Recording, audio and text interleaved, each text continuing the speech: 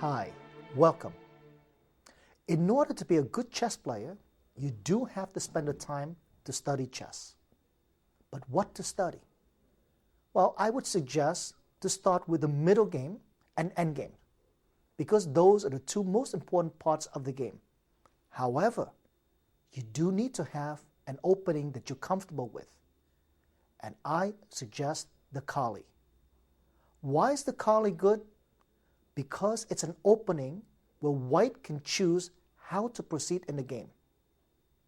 Well, for an instant, white can choose to attack on the king's side, or can open up the center and create an attack there. In this DVD, Susan will show you the Colle system, Zukertort variation. She is one of the world's leading authority in this opening. She herself uses this opening for more than 20 years with excellent results. I think you'll be very happy once you learn this opening and use it in the game. Good luck. Welcome all. On this DVD, we shall learn about the Colle Zukertort variation. In chess, it is white's privilege to start the game. At the same time, black has the choice which opening to choose against e4, the king pawn opening, or d4, the queen pawn opening. Many non-professional players do not have the time to study deep analysis of variations of 15-20 moves in a dozen different openings, and are looking for ways to make it easy, to have one system against the different setups of black. I was once in those shoes myself. In my teenage years, I was looking to play an opening that does not require the memorization of variations 15, 20 or more moves deep. And I was very happy when I found one. And that's when I discovered the Colle Zukertort variation. This opening gave me a lot of joy, enjoyment, and success. On this DVD, I will share my experiences with you. The world correspondence champion Cecil Purdy once wrote, "Somebody that specializes in the Colle system will have to spend only 1/10 of the time studying chess openings than they would have to otherwise. That is certainly one of the big advantages of the opening." On this DVD, I will share with you my secret methods of studying a new opening. Instead of memorizing long variations, I'm going to show you the opening ideas and plans into the middle game and even sometimes in the end game, in the Colle. I will use the same method just like I do in my monthly Chess Life Opening Secrets column. We'll have 3 parts. First, a so-called appetizer to introduce the opening and a little bit about its history. Then, the main course. Well, we'll see variations and games and the ideas in the opening. And finally, as a dessert, I'll have a conclusion from both white and black's perspective.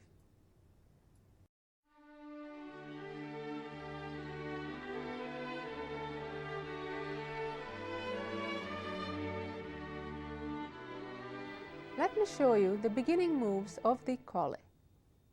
d4, d5, knight f3, e6, e3, knight f6, bishop d3. This is the beginning position of the Colle.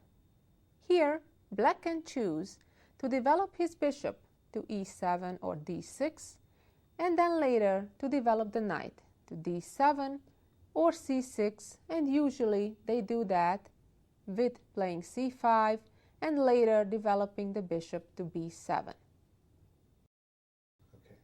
The Colle variation is named after the Belgian master Edgar Colle. It has 2 versions. One, to develop the bishop with b3, bishop b2, which will be the subject of our DVD. Also, there is another version, playing with c3 and then later planning knight b2 and e4. that we will not discuss on this DVD. In this very position, black has 5 reasonable choices: bishop e7, bishop d6, knight b to d7, b6, or c5, which is the most common reply in this position. And now white is playing b3. Why? Black is thinking to play c4, chasing the white bishop back. That's why, in this position, white usually would answer either with c3 or b3. b3 stops c4, or c3 would make space for a bishop to retreat to c2.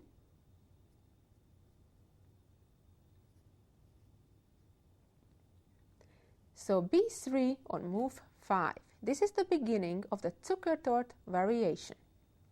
Who was Zukertort? The Polish Johann Zukertort was one of the top players in the world in his time in the 19th century. Zukertort even got to participate, although lost, in the first official World Championship match in 1886.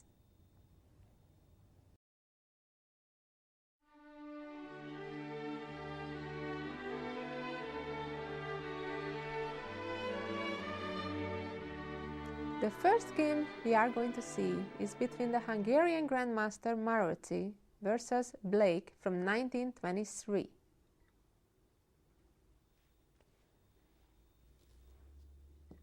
Knight c6 and castle. Here black did the trade with c takes d4. I personally don't like that commitment so early. I prefer for black to delay that, develop first castle, and then maybe trade later. White captured back with the pawn, and black developed the bishop to d6, bishop b2, castle. Both sides are developing, making natural moves. Now here white played a3. What's the reason behind this move? To stop a possible knight b4 move that could chase back white's light squared bishop.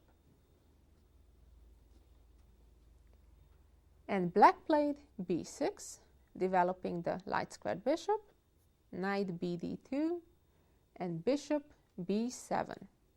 Well, now all the light pieces are developed. The only thing left is to connect the rooks. Queen e2. So now all the pieces are developed from white side. And black played rook c8, putting the rook on the half-open file. Knight e5. White centralizes the knight. This is one of the main ideas in this opening, to then allow f4, rook f3, rook h3, or at times an attack even with the pawn advance g4, g5, as we will see in this and several other games. After knight jumped into e5, black in this game played queen e7, connecting their rooks. And white continued as planned with f4, backing up that knight on e5. And now black is playing not energetically enough. Rook fe8, allowing white to follow up the plan with rook f3, queen f8. Well, this is a type of move that doesn't look good and is not good. It is very rare that a queen on a place like f8 would be in a good position. Usually it's very bad, it's very passive, it has only one square to go to from there. And white continues with rook to h3. Now black already has to be careful. White is threatening with the sacrifice of bishop takes pawn. If the knight takes back, then queen h5, attacking the knight, and the knight cannot move away safely because of checkmate with queen h8.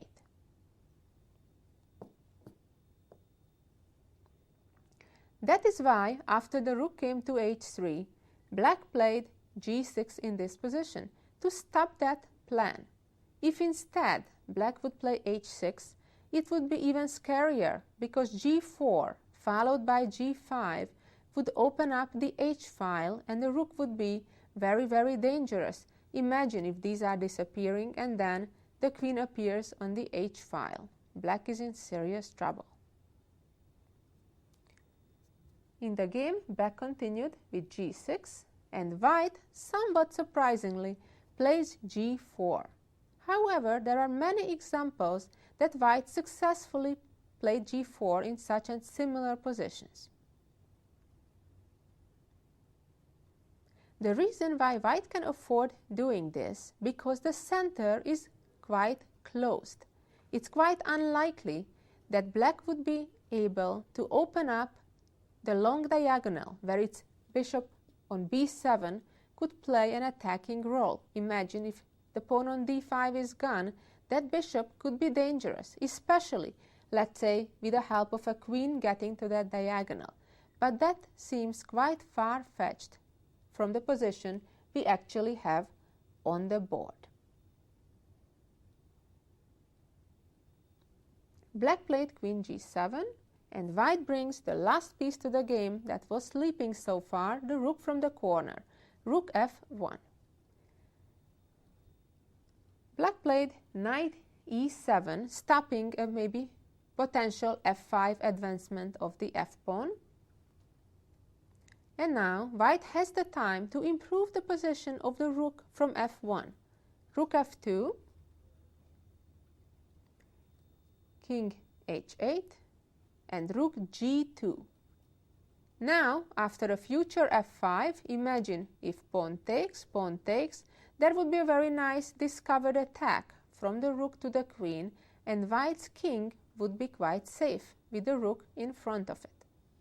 Here black just played rook c7, trying to perhaps defend the f7 pawn after the knight would move away, or also just double up the rooks and maybe look for some counterplay along the c file. White continued with knight d2 to f3, aiming to g5, helping out the other knight and the rooks and the bishop that's already looking at black's king side. Black here played knight e to g8, trying to bring more defense near the king. And now, knight g5. Well, black's position looks really cramped at this point. Black played h6, not really attacking the knight because the pawn is pinned. And now, white is ready to break through and sacrifice and go for a mating attack. Knight captured on f7, check. Rook captures back. Knight captures pawn on g6, destroying the defense in front of black's king. King h7. Now white repeated a pair of moves, but that has not much importance. And then the knight moved to e5 to check. King h8. And now white is opening the position further in front of black's king by playing g5.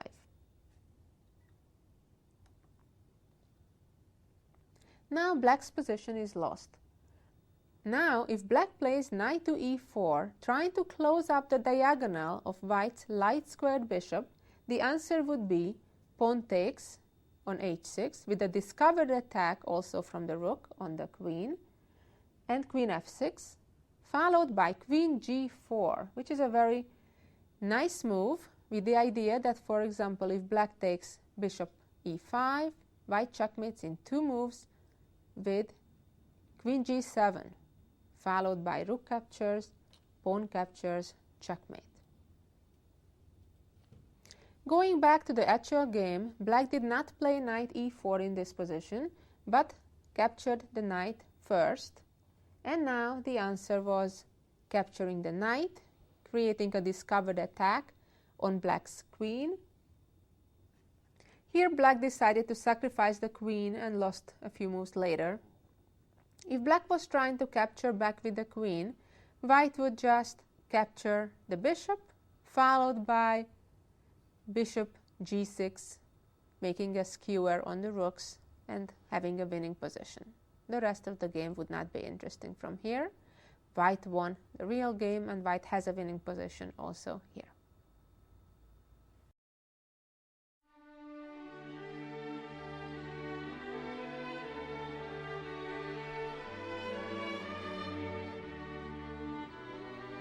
The next game we will see is between Alekhine and Rosselli, and here we learn some more interesting middle game ideas in this opening. We'll pick up from move 11, starting the same position as we saw the previous game between Maroczy and Blake. So if you look at the board, they had the exact same position in the previous game, and this is where the difference is. Blake played rook c8, although it was not the reason why he lost, although here Black played differently with queen to c7. White again jumps in with the knight, knight to e5. Black played knight e7 and f4. As you can see, White is using the same exact plan like in the previous game. Black played rook a to c8. Now here it's interesting. Black has a tricky plan, and that is to get the knight to e4. That is usually an accomplishment if Black can do without any drawback. Here the idea would be that if White captures, Black captures back, bishop captures, queen captures bishop, and queen captures pawn. Now this trade would help Black tremendously, because now White is stuck with an isolated weak pawn on d4, and on top of it White has a bad bishop, because the other pair of bishops got traded off. Black would have a beautiful blockade square for his knight, and Black would have a simply better position, also in control of the c-file. But in this position it is White's turn, not Black's, and that is why White made a strange looking move, rook a to c1. But it is quite typical in this opening, so remember this idea. Now, if Black still plays knight e4, the same idea will not work, because the pawn on c2 is protected by the rook. By the way, another interesting question about playing c2, c4. Well, the whole idea of the Colle is to hold on with that move. If White would play it much earlier in the game, those would be one of the typical Queen's Gambit variations. Of course, White can make that move, but usually it's not the idea, only when it's really time to do it, like actually we'll see later in this game. Here, White's plan is still the same, to get the rook out to f3, h3, and threaten with bishop takes h7, knight takes, and queen h5, just like in our previous game.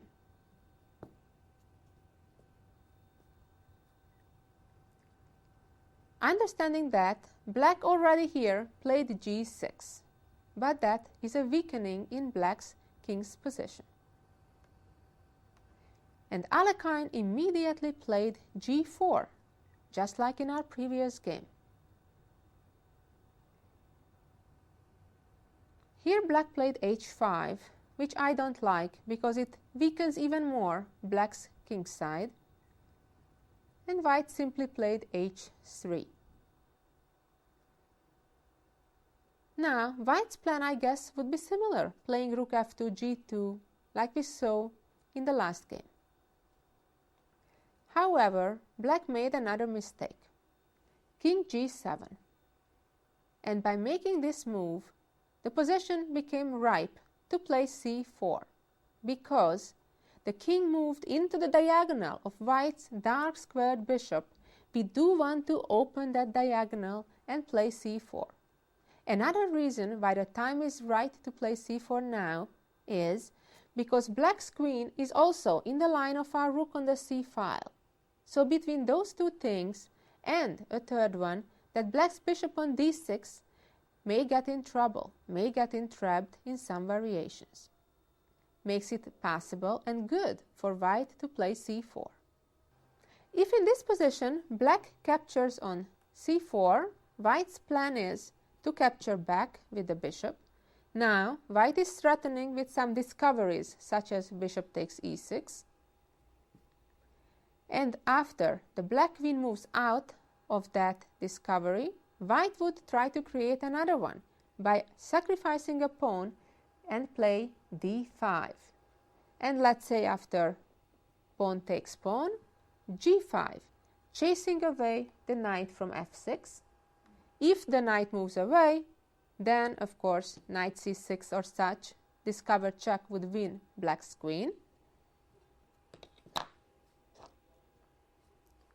And after pawn takes bishop, pawn takes knight. Of course, it's quite suicidal to capture back with the king because the double check comes with the knight. And after king f5, a cute checkmate with knight h6. In the actual game, black did not capture the pawn on c4 in this position, but played queen d8 right away. And now the answer was c5. Again, white wants to open now that diagonal for their dark squared bishop. If pawn takes on c5, white would first play g5, and after the knight moves away, then pawn takes, opening the diagonal of the bishop, and bishop takes c5 check. White would just sacrifice the rook for the bishop, followed by a discovered check with the knight on c6. Black here instead captured the knight, when Alekhine recaptured with the pawn. The knight had to go, and white simply played b4, creating a protected pass pawn on c5, maintaining the attack on the king's side. White had a clearly superior position and later won the game.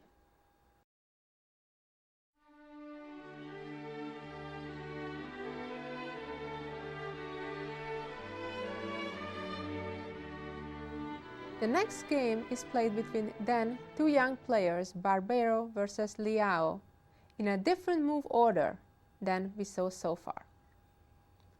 d4, knight f6, knight f3, b6, e3, bishop b7, bishop d3, e6, castles, d5, and b3. Well, very often actually it starts out with different move orders, but eventually they reach this very same type of position. Bishop d6, bishop b2, castle. And white played knight e5, centralizing the knight.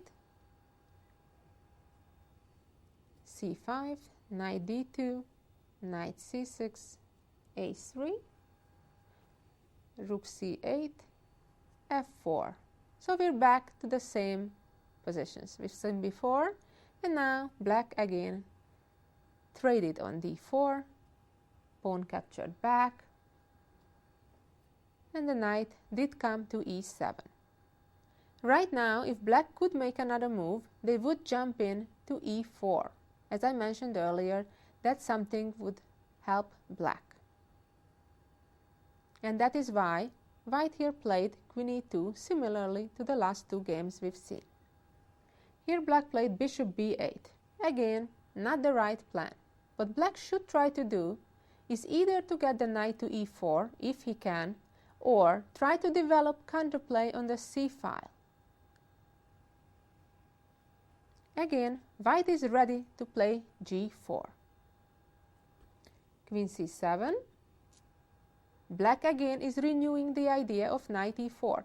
For example, g5 now could be answered with knight e4, because after the trades on e4, the pawn on c2 would be hanging. As we learned from the last game by Alekhine, white now protects the pawn by playing rook c1.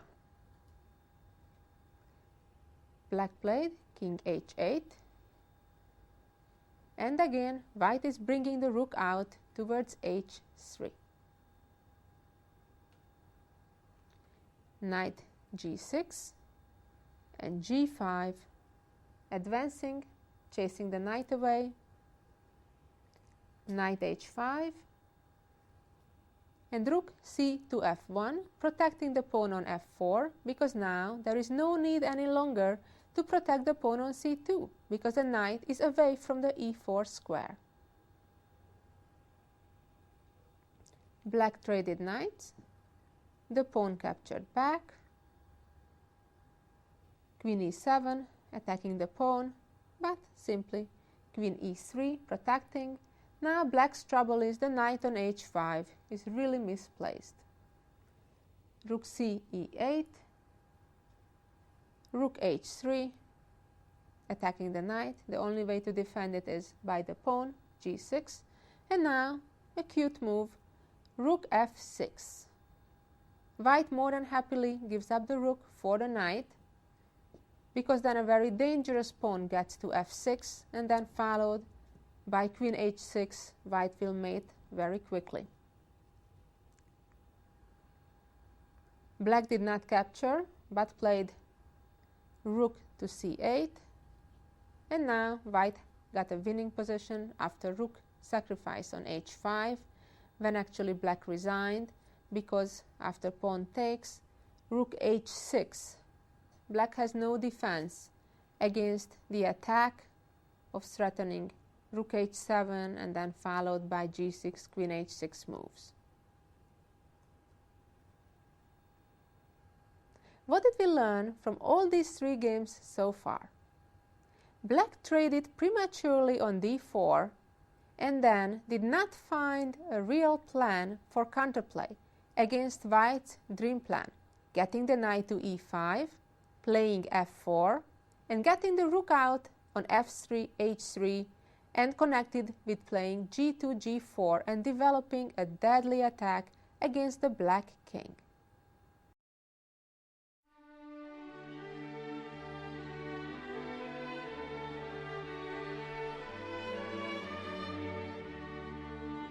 Our next example is a game between Owe and Krohn from 1921. In the position you see on the board, black played rook e8, with the idea of playing e5 next. Well, that's wishful thinking, because the white knight jumps there right away. That was the plan anyway, now even more so. Black played queen c7, putting more pressure on the knight. And now, as expected, f4, backing the knight up.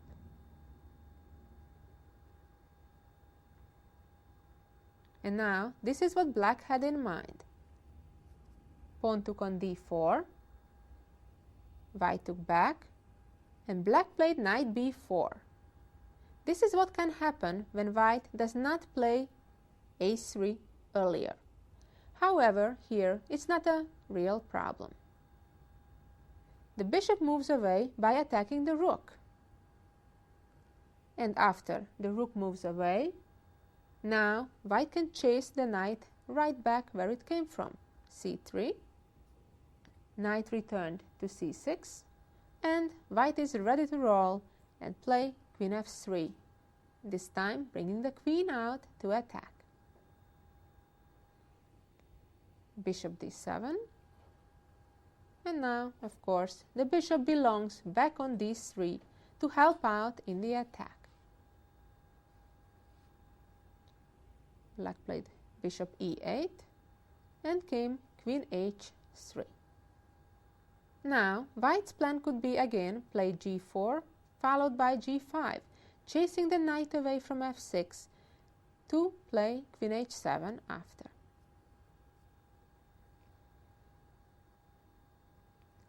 Black played g6 before any of that would happen, and came queen h4, attacking the knight. The knight went away. If instead black protects the knight, white could have similar ideas, like in the other game we saw when white was opening the diagonal for the dark squared bishop by playing c4 and then trying to play c5.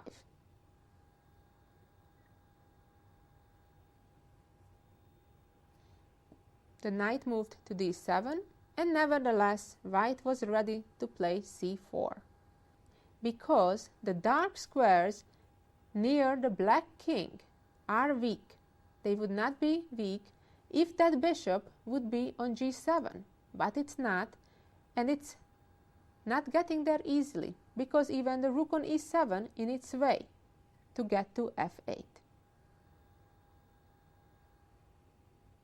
Knight f8, knight traded on c6, and now black is in real trouble, because Either the bishop will get trapped after, for example, pawn takes c5, the bishop has no safe place to go to, or after queen c6, as the game continued, white plays c5, again attacking the bishop, and even though the bishop does have safe squares to go to, then the rook would fall off, and that is why black resigned after c5.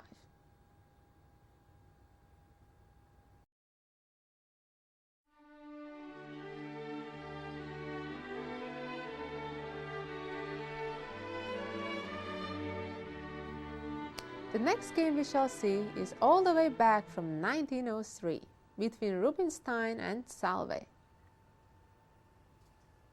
In the position you see on the board, black did trade on d4, white took back, and black tried an interesting idea, playing knight h5.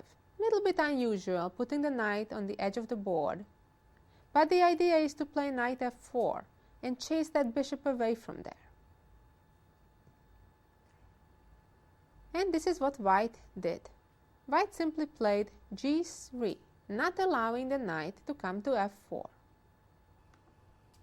Black answered with g6, not wanting to just go back to f6, when white played the same usual plan, knight e5, bishop d7, and f4.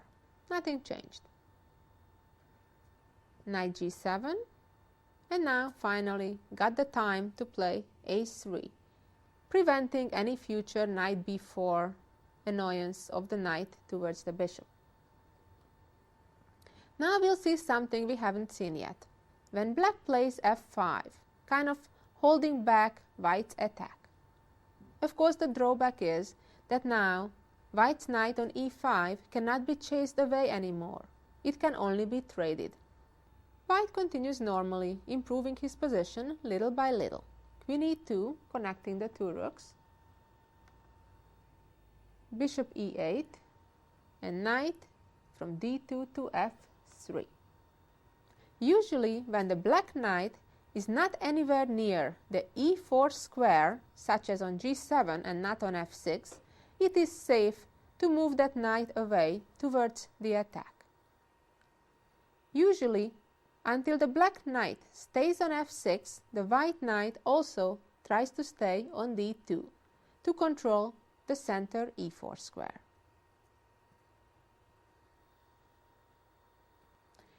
Black played rook c8, getting the rook to the half-open file, and now white prepares the breakthrough. The breakthrough will come with g4. But before that, let's get the king out of the way. King h1, black played h6, queen e3, preventing any possible counterplay with g5, but black doesn't give up, plays bishop e7, rook g1, g5. It's not a very fortunate idea for black to open the g file, since white's rook is a lot more prepared, being already on the g file. And the answer is g4. Let's go for it. Now, if black captures on g4, white would capture on g5. And if pawn takes knight, pawn takes pawn, and black is in trouble because the knight is pinned.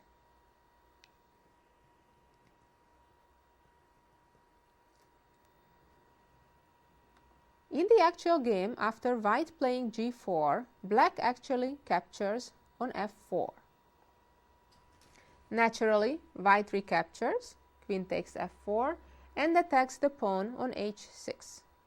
And black played bishop g5, attacking the queen. Knight captured bishop, and pawn captured knight. Queen moved away to g3. Now white is threatening to capture the pawn and then win the pawn on g5. Black played f4, but that chases the white queen to h3. Now white threatens to checkmate with queen h7. knight took on e5, so now the black king at least can escape on f7. Queen h7 check, king f7, and pawn takes knight. Now the threat is simple. Bishop to g6, chasing the king away, and then picking the knight up.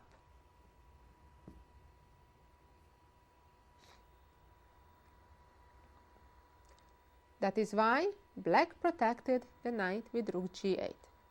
And now a cute move that I really like. a4. Just the part of the board where you would not expect it. But it's time to let the dark squared bishop play too. I bet you already see the idea. To appear with the bishop, bishop a3. And then checkmate, or perhaps check first and then give a second check with the bishop on a3. Black played b6 and then followed bishop a3, threatening checkmate with queen or bishop. And the best black could do is give the rook up, but of course that only delays the end, does not change the result. Queen g6 check, king f8, and queen f6 check, forcing the trade of the queens, and on top of it, that we traded queens, we trapped black's knight. Now, not only that black's rook is pinned and lost, so is the knight. It's trapped on g7. That is why black resigned just in a couple of moves.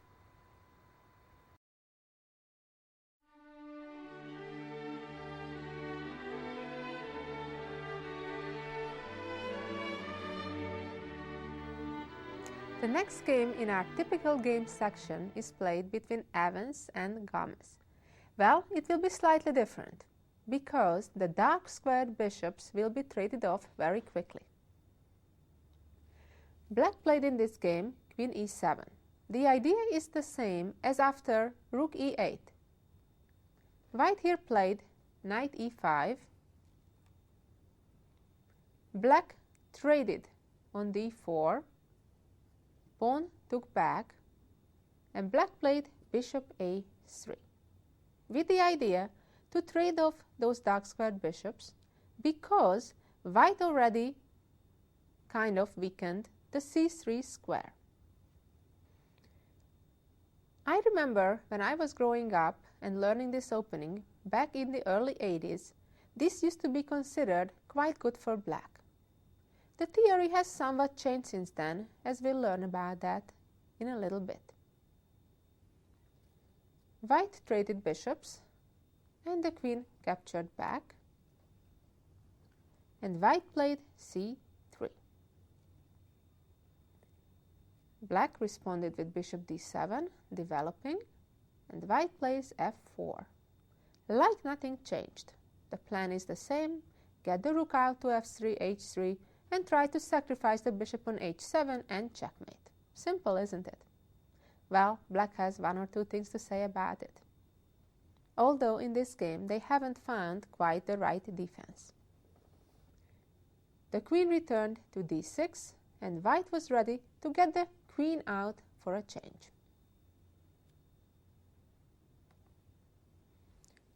Rook ac8 and queen h3.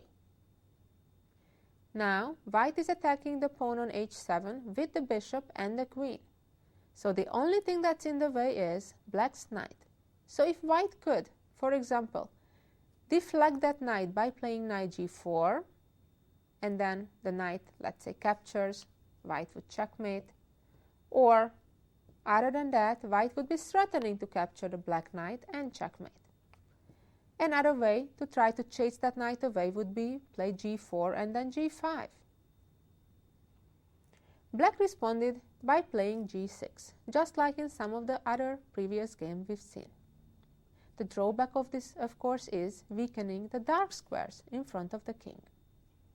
White played rook a to c1, protecting the pawn on c3 just in case, even though it wasn't yet under attack. But the black knight on c6 could move away, jump away any time to e7, or if the queen wasn't on d6, maybe capture on e5.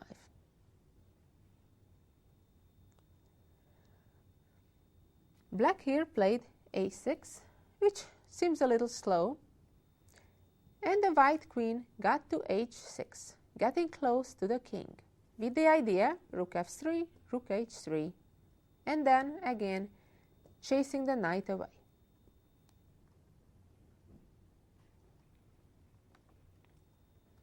Black played knight e7, white played knight df3, getting the knight closer to the black king, and knight f5, hoping to chase that queen out, but no such luck.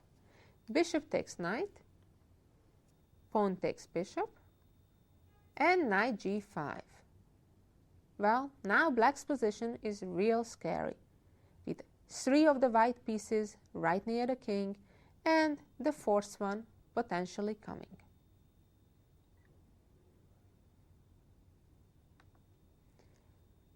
Bishop e6, defending the f7 pawn another time, and rook f3. Rook fe8, and the position is ripe for a combination. Knight captures h7, knight captures h7, and rook h3. Of course, the knight now cannot move away, because that would allow a checkmate in just one move with queen h8. Black played queen c7, white captured the knight, king f8, and now an important move, rook e1, because the black king is likely to get to e7, and then it's real handy to get that rook on the e-file. Now, if black plays, for example, queen b6, there is a cute trick. White would give a fork, check, knight d7, and if bishop takes, white is ready to checkmate with queen h8. Black played differently, but lost just as quickly. King e7, trying to run away, but now black is in too many pins. Knight took on f7, now there is a threat of discovered check, jumping with the knight. Black was trying to get out of that, but didn't help. Knight g5 came. Black resigned here because after queen captures queen, the rook would capture back, and white would have a sneaky checkmate threat, capturing the bishop and then checkmating with the rook. Well, regardless of these tricks, white was already up 2 pawns, and even if black could delay the very end a little bit, the game is over.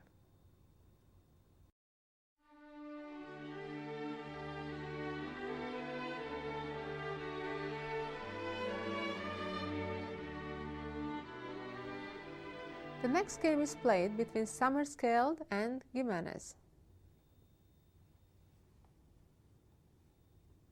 In the position you see on the board, white played knight to e5.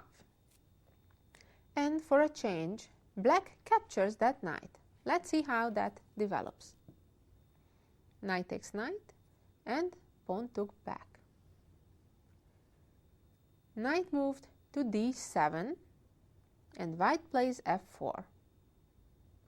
Well, the general ideas are similar. We still have in mind maybe getting the rook out, and maybe with the help of the queen. But there are additional plans with this changed pawn structure. Often, white would want to play c4, so after a trade of these pawns, the knight could get to d6, and either to stay there to paralyze black's position, or if black decides to capture, that would open up, finally, the dark squared bishop of white.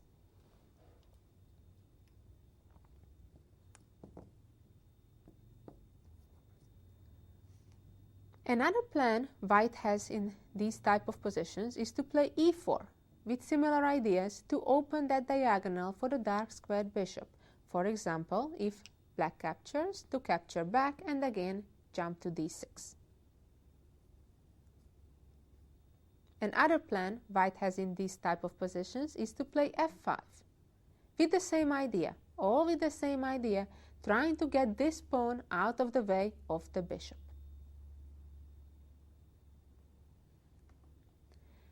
Black played bishop b7, developing, and white played queen h5.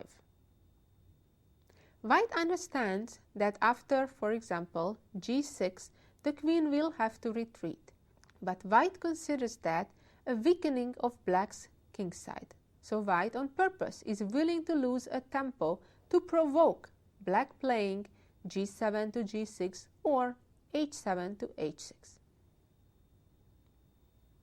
Black did play g6, and the white queen retreated to h3. And here black tried an interesting but not very good idea. He played b5. Black is looking to advance on the queen's side and open files for his pieces by playing c4. In the meantime, black is sacrificing a pawn on b5. This is what black had in mind. Queen a5. Now the black queen is attacking two white pieces, the bishop and the knight. White here captured black's knight, and black captured the white knight. Now white's pawn on c2 is under attack. But white has a nice move, attacking black's queen and protecting that pawn at the same time. The queen retreated to b4, a3, and the queen retreated all the way to b6. Now white is a pawn ahead, but there is one difficulty. The bishop on d7 is kind of trapped. Well, not quite trapped, but has difficulty in coming back to play. But white had an ingenious idea here to develop a quick attack on the king side. There is one very important factor here that helps white, and that is that there isn't much coordination between black's king side pieces, where the king is, and the queen side, where the queen and some of the other pieces are. So black has difficulty in swinging over the queen to the defense of the king. And here came the attack, f5. Well, it would be great and simple if white could just push the pawns through next move, playing f6, followed by queen h6 and g7 checkmate. But of course, f5 involves some sacrifices. Definitely at least a pawn sacrifice to start with. Black can capture that pawn, and he did. G took the pawn, and now white is ready for more action, and white sacrificed the rook as well in order to open up more files, diagonals in front of the black king, and to remove some of the defensive pawns from there. Black did capture the rook. If instead black would have played rook a to d8, white's plan is to play rook h5, and after rook takes bishop, the rook takes the pawn, and the checkmate is very near. But in the game, black did capture the rook,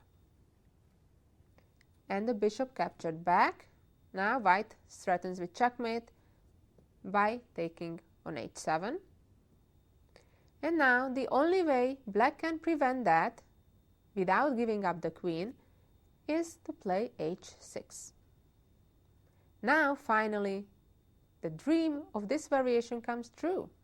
The diagonal opens up and this bishop on b2 takes part in the game. After e6, if black captures the pawn, white's plan was to take queen h6 with numerous checkmate threats. But black thought they found a good defense. Bishop g5, hanging on to that pawn on h6, and closing up the g file at the same time. But here white found an ingenious move, playing bishop f6. if black now captures the bishop, queen h6, and black cannot stop the checkmate in 2 moves.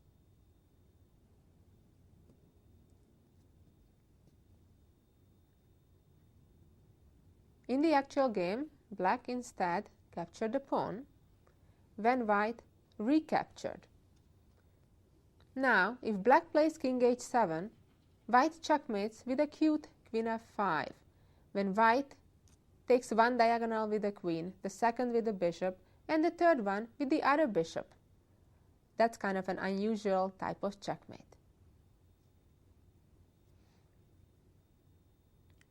In the game, black answered instead with rook f7, when bishop took bishop, pawn took bishop, and finally the sleeping rook comes into the game, pinning black's rook on f7 and attacking it a second time.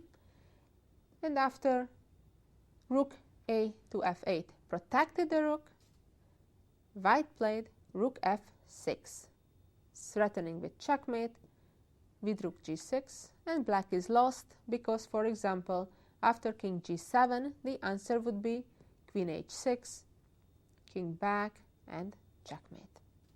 Quite a fun game.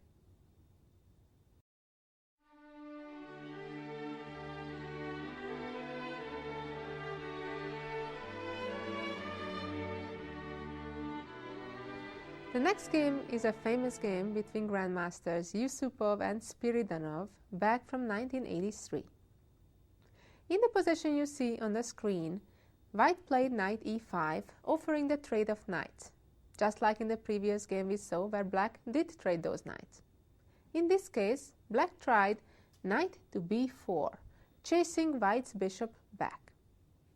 Well, the bishop did retreat, and black developed the bishop. Now, white could chase the knight back by playing a3 or even c3, although I prefer a3 in such situations not to block off this bishop even more. But Yusupov played f4 without rushing playing a3. Here the other black knight also jumped to e4. Well, we haven't seen yet this try on black's end. It's a pretty good one, so you have to watch out for it. Knight captured on e4 and pawn captured back. Now the good news is that the white bishop is very likely to get alive after these pawns disappear. The bad news is that sometimes this pawn can be annoying because it's restricting the movement of the white pieces. White played a3, chasing the knight back. The knight went to d5, attacking the pawn on e3, and queen d2, protecting the pawn and connecting the rooks. Well, the good news is in this position that white can even think of an endgame. After, for example, these pawns disappearing, black would have an unfavorable endgame because they have double pawns on the e-file and white has pawn majority on the queen side. So besides trying to develop an attack like white did in this game, white has nothing to fear even in a positional game.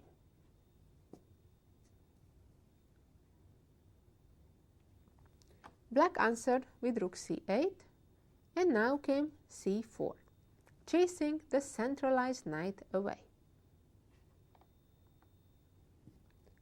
Knight returned to f6, and rook a d1, putting the rook on the file that's about to open.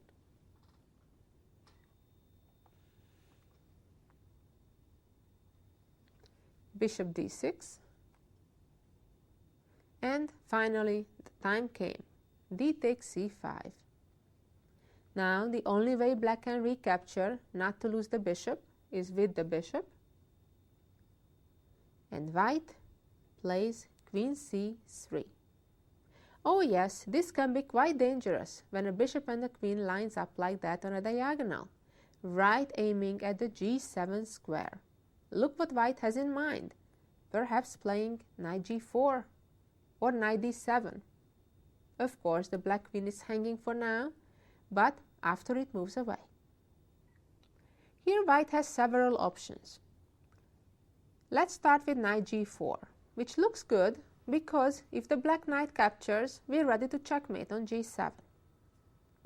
However, black has a defense by retreating the knight to e8 and protecting the g7 square. If white tries knight d7, which besides attacking black's knight also attacks the rook, then on the other hand, black could escape by playing bishop e3 check.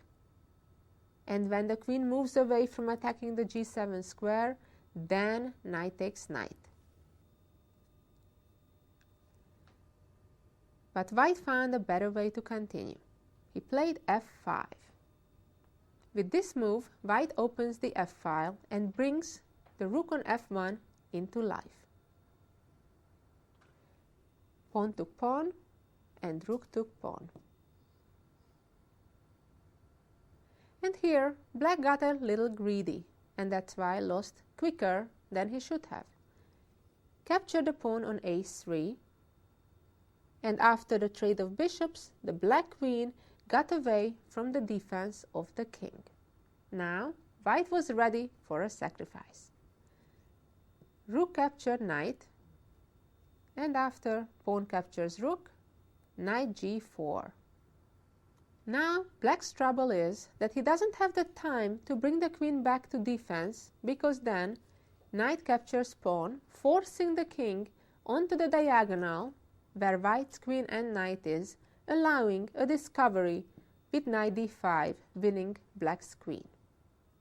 Black played rook c6, but still knight f6 came, rook captured knight, queen captured rook, queen took the pawn, attacking on e3, and here white even had time to play king f2, simply protecting the pawn on e3 before starting the final attack. Black played queen a4, and now white can win a piece with a cute little intermediate check. Check on g5, chasing the king away from the rook, and now that the rook is on an unprotected square, queen e7, forking black's rook and bishop, and black resigned.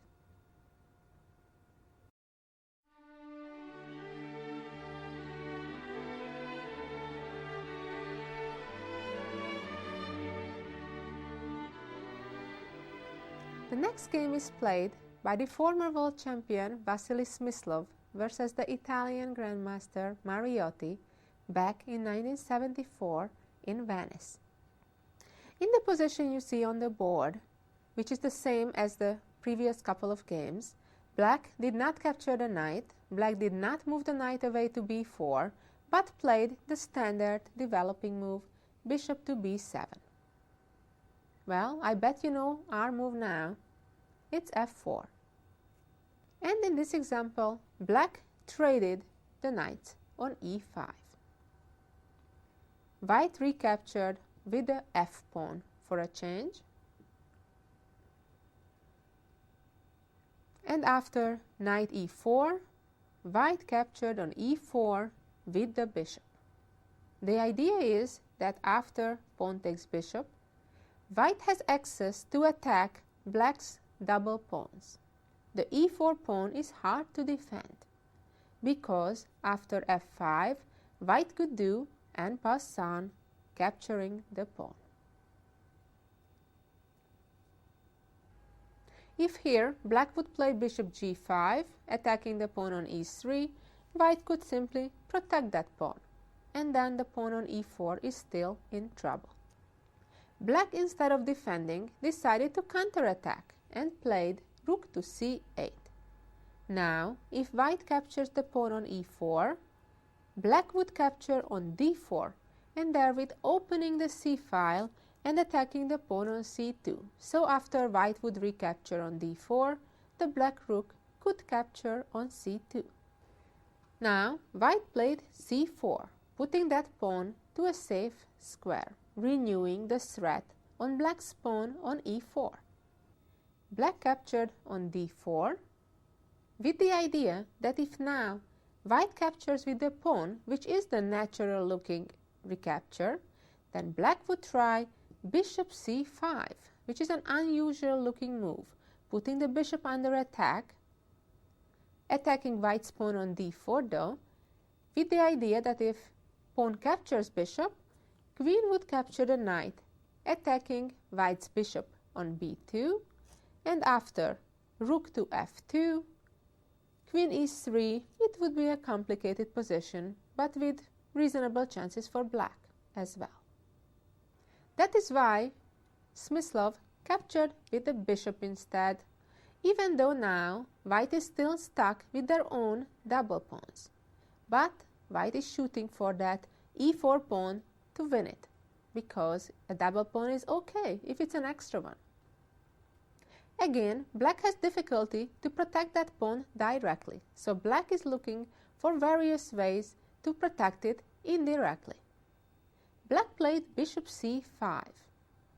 Now, if white simply captures the pawn on e4, black would capture white's bishop on d4 and then win the pawn back. White captured first black's bishop. Now, if black, instead of capturing white's bishop on c5, captures the knight on d2, black's rook on f8 would be under attack. So therefore, black had to recapture with the rook, and after knight captured on e4, black thought that he's home safe because they can capture the pawn on e5, which black did.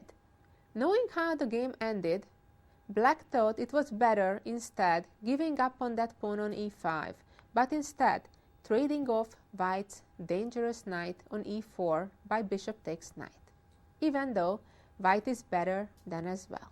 After rook captured the pawn on e5, white very quickly developed the initiative. Knight f6 check.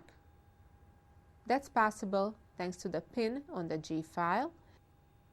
King h8, the king got chased to the corner, and now the rook got with a tempo to the open file by attacking black's queen. The queen moved away to e7. Now white has two ways to fork, a good and a bad. White played the correct one by attacking black's queen and bishop. On the other hand, attacking both black rooks would not work well because black has a lucky escape move with rook g5.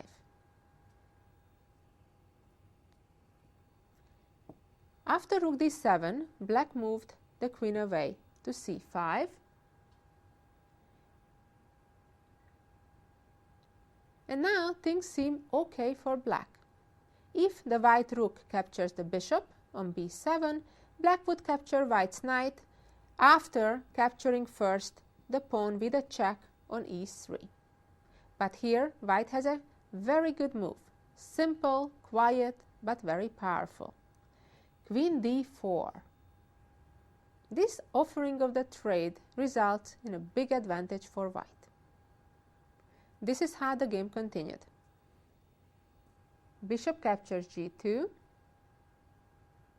And now another fine intermediate move, knight g4, bringing the knight away from danger, attacking black's rook while black's bishop is still under attack.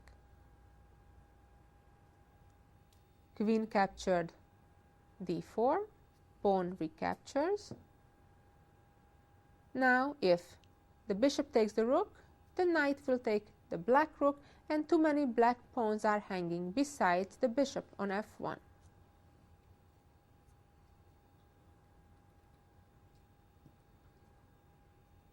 Black continued with rook g5,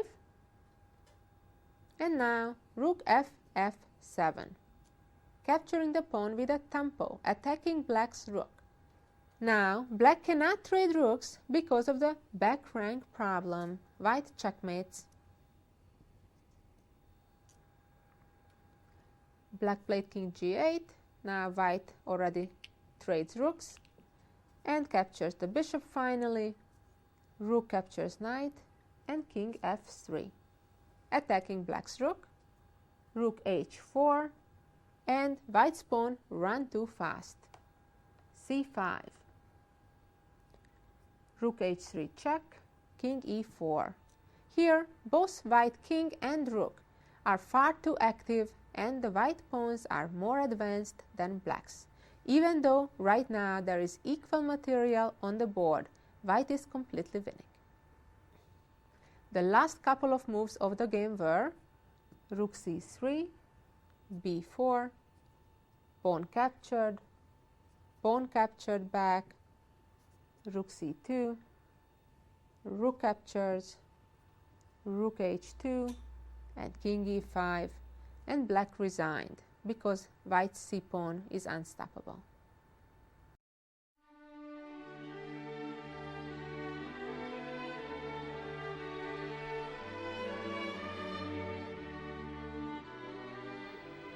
The next game is another one by Grandmaster Yusupov, who is one of the strongest players who regularly plays this opening.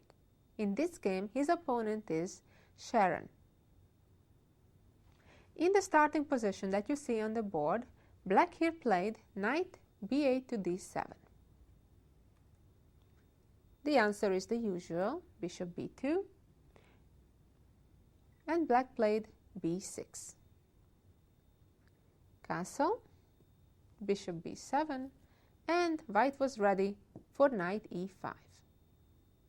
In this position, if black trades knights and then jumps into e4, the problem is that white can give a check and black can only answer by moving the king out, which would mean losing the right to castle. That is why black played here a6 to prevent those bishop b5 moves. Also, perhaps to prepare b6, b5. White played knight d2. So far as you see, in practically every game, white does exactly the same 9 moves. Maybe sometimes in slightly different order, but nevertheless, the same setup. Now it would not be recommendable for black to play knight e4 because white would capture the knight, and after pawn captures back, knight would capture the knight, queen captures back, and knight c4 would come, attacking the pawn on b6. That's no longer protected by the pawn on h7, which normally is. Now, black cannot just push the pawn because a fork would come with knight b6. So therefore, black would need to protect the pawn when white would capture dc5. Now black has to face another problem, that he cannot recapture with the bishop like he'd like to, because then the pawn on g7 is under attack.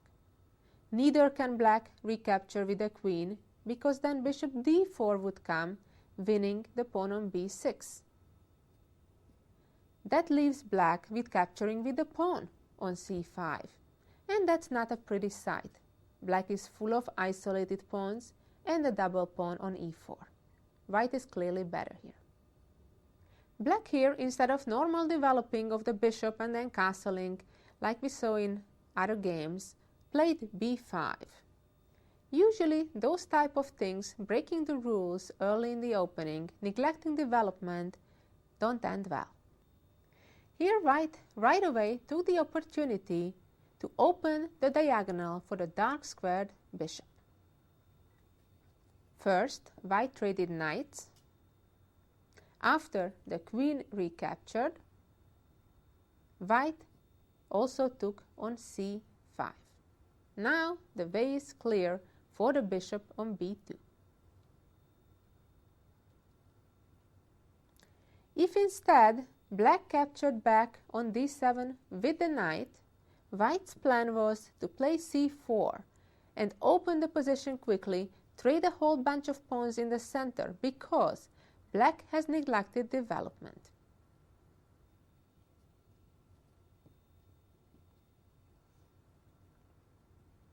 After the queen recapture, d took on c5 and the bishop took back on c5.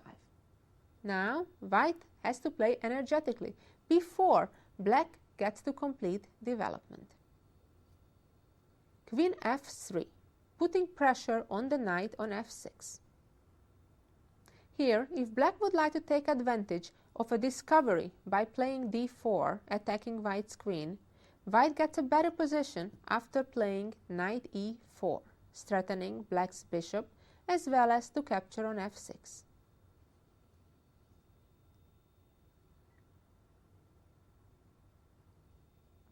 Black retreated the bishop to protect the knight on f6. Here, white has a choice to try to put pressure on the h7 pawn after black castles, or to move to g3, which white did, attacking the pawn on g7 right away. Black castled, and white played knight f3, improving the position of the knight, centralizing it, trying to jump to e5 or maybe sometimes g5 or d4. And here black had to start getting careful. As you see, the two white bishops are beautifully pasting towards black king, so is the white queen, and the knight is getting closer too. Here, perhaps h6 was a better move than what black did, rook ac8, which is a natural move, putting the rook in an open file. White was ready and played knight g5, putting pressure on the pawn on h7. White is directly threatening to capture the knight on f6 and then to capture the pawn on h7. Now, the natural-looking h6, which seems to chase the knight away, doesn't work because the knight goes to an unexpected square to h7, attacking black's rook and knight as well. And black could not capture white's knight because that would open up the long dark squared diagonal, allowing checkmate with queen g7.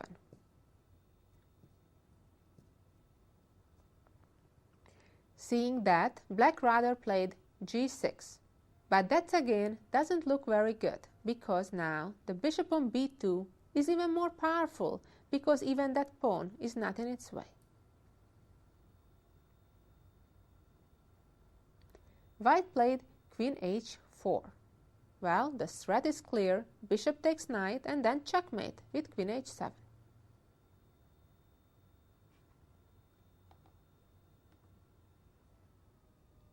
Black had no choice but play h5, therewith further weakening the king side.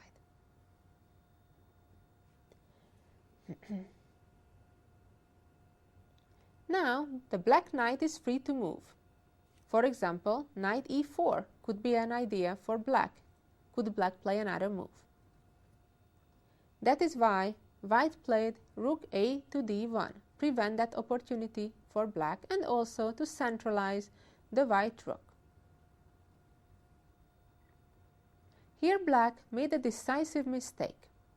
Instead, they should have moved the queen out of the file of the rook before the file opens, and it's too late. Black thought they can play knight h7 and use the pin on the knight on g5. If the knight moves, the queen would be under attack. But white had planned something very nice. Can you see what's the move here for white? I bet you can find it. Queen h5, a very pretty sacrifice. If pawn captures queen, we get a pretty mate with bishop takes knight.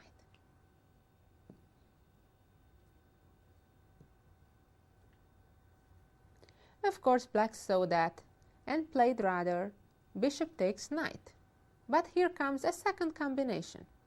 Bishop captures pawn, threatening again checkmate by capturing the knight. If pawn captures bishop, queen captures pawn and checkmate comes on the following move.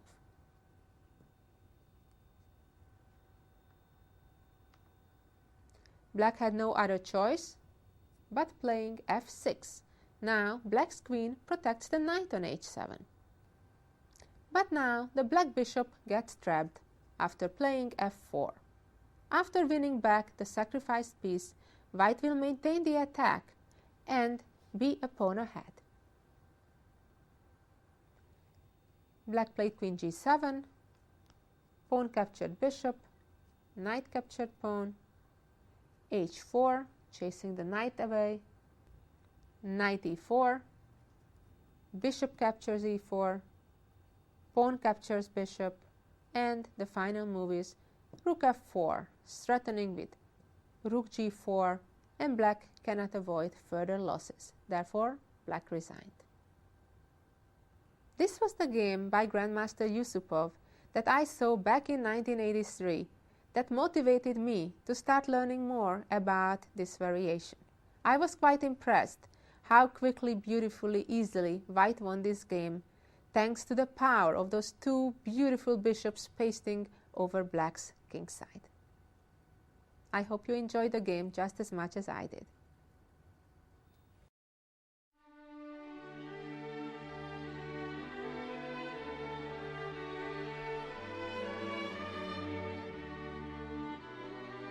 The next game is played between masters Filatov and Meyer. Black again developed the knight to d7 in this game, bishop b2, and the bishop to e7. Knight bd2, b6, castle, and bishop b7.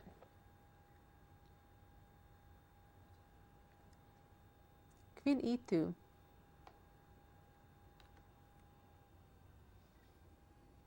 castle, and knight e5.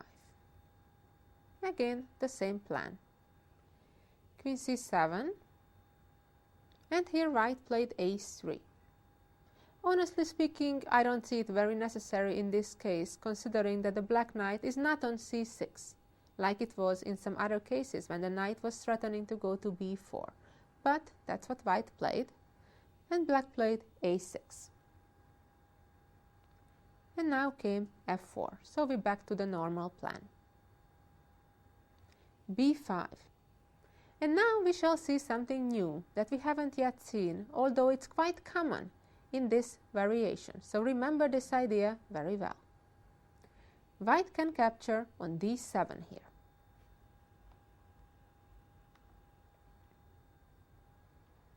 Now, if black recaptures with the queen, white would capture on c5, bishop captures, and that would allow bishop captures knight, pawn captures, and bishop takes h7. Black cannot capture here, well, because check, followed by a second check, and then bringing the rook up, followed by checkmate with rook h3. This is a very typical combination in this variation.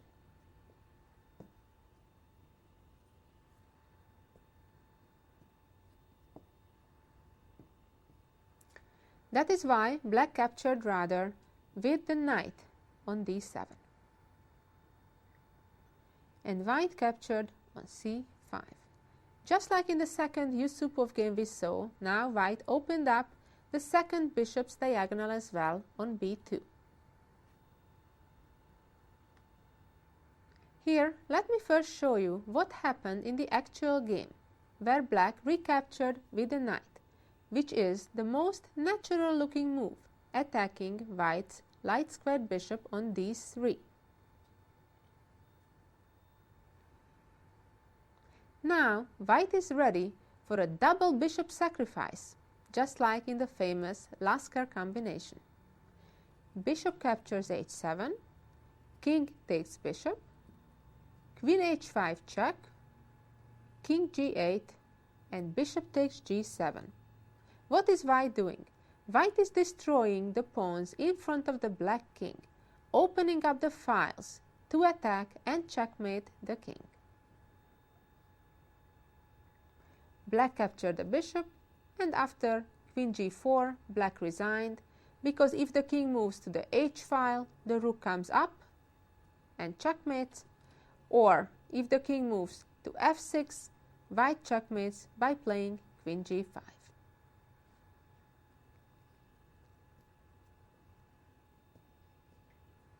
If instead, in this position, black plays f6, which is the usual way to try to escape checkmate, white could continue here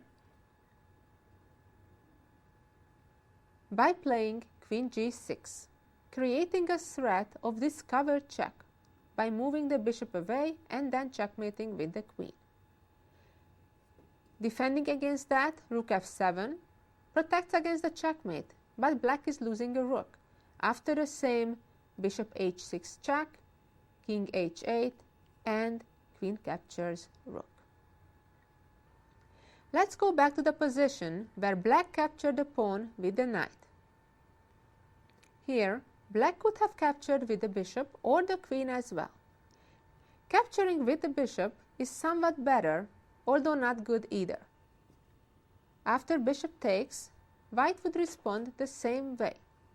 Bishop takes h7, king takes bishop, queen h5, king g8, bishop takes g7. Now black can capture on e3 with a check, king h1. Now black cannot capture the bishop similarly because queen g5 check followed by rook f3. After playing f6, which is a better defense,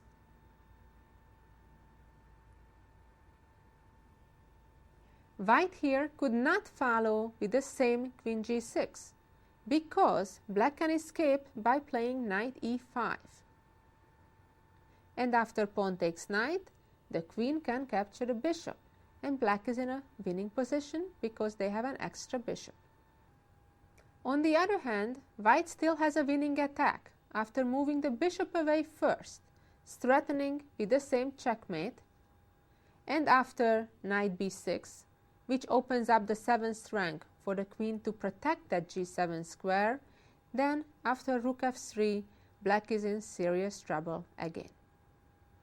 The best black could have done and should have done is to recapture with the queen in this position.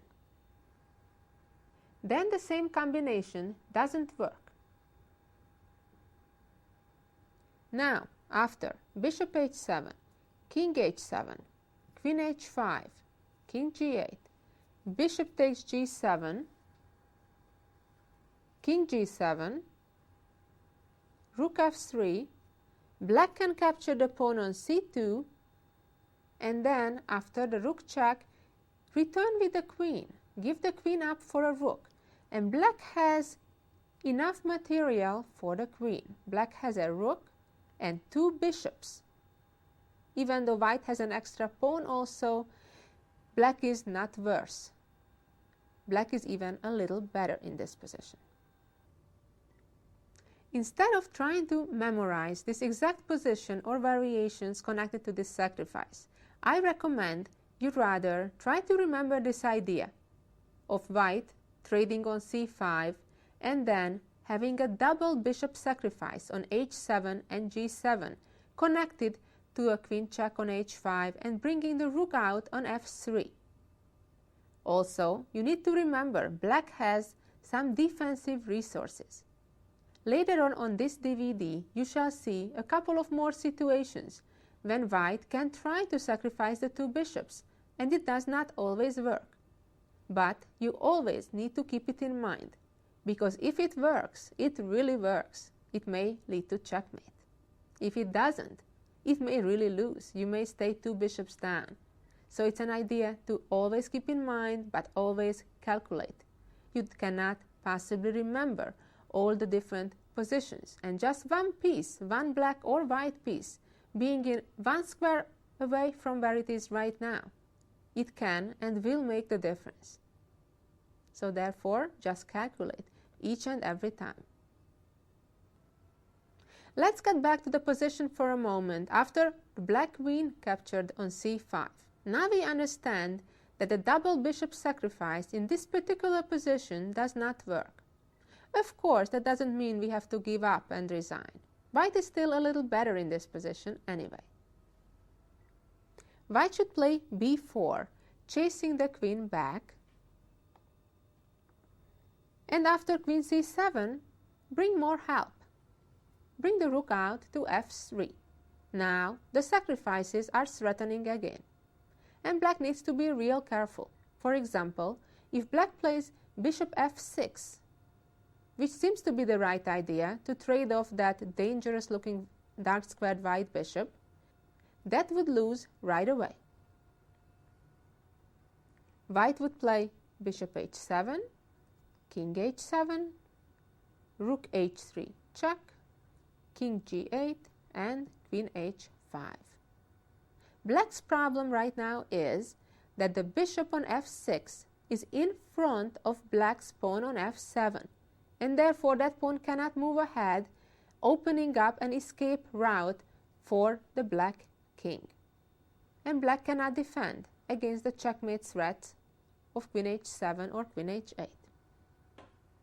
The only way black can delay the end is play bishop h4, when white wouldn't rush taking the bishop, which would allow f6, but would now sacrifice the second bishop. And after king takes, queen check, the checkmate follows very soon.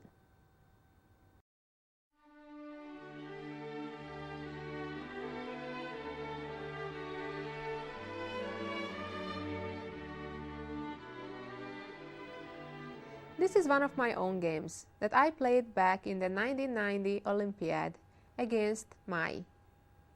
Here I decided to choose a different plan.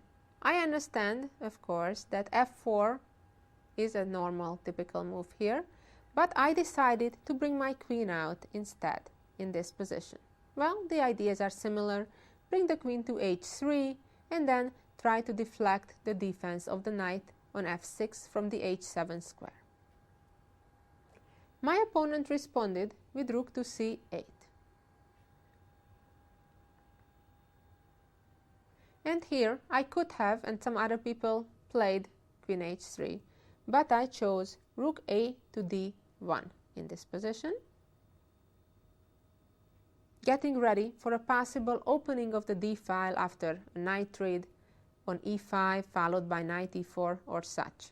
But my opponent played queen c7, getting out of the line of the rook, and now came queen h3.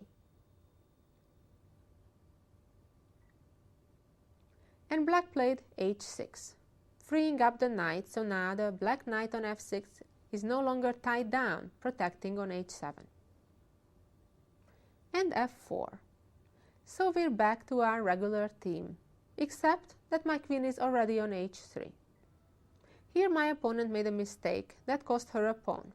She played knight e4. Here, this is one of those little typical combinations that white can win a pawn with. Knight captured d7. Here, if knight takes d2, I would capture the black rook, and after knight captures f1, knight e6, winning at least 2 pawns. Black recaptured, and bishop captures e4, pawn captures e4, and d captures c5. The whole problem now for black is that white has a discovery coming. If any of the black pieces recapture on c5, the white knight can jump to e4, for example, winning a pawn, because now the rook is also attacking the black queen. My opponent, realizing this, moved the queen out of the way of the d file.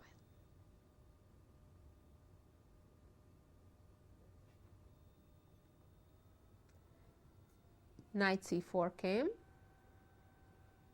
bishop captured on c5, and now the problem comes from the other side. Queen g4, threatening with checkmate. Here, if black defends against the checkmate by playing g6, even more trouble comes after queen h4. And if the queen gets to f6, that's really, really dangerous for black.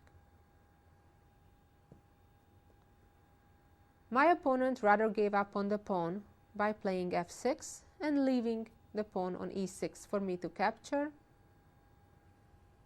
king h8, and now my rook enters the 7th rank. That's usually very dangerous for black. In this already lost position, black made it even quicker by playing rook c6, and after queen g4, I created a checkmate threat on g7, while black's bishop on b7 is still under attack. Because of this loss of material, black resigned.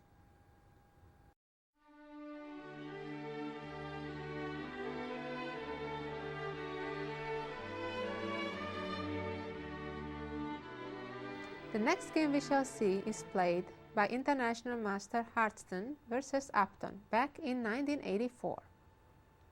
However, in this position, instead of rook a to d1, which I played in this position, Hartston played queen h3 right away. His opponent captured the knight with knight takes e5, and after pawn takes back, the knight, of course, has to go to e4, otherwise white would checkmate on h7. And here, rook a to d1. Now, white is threatening to capture the knight on e4,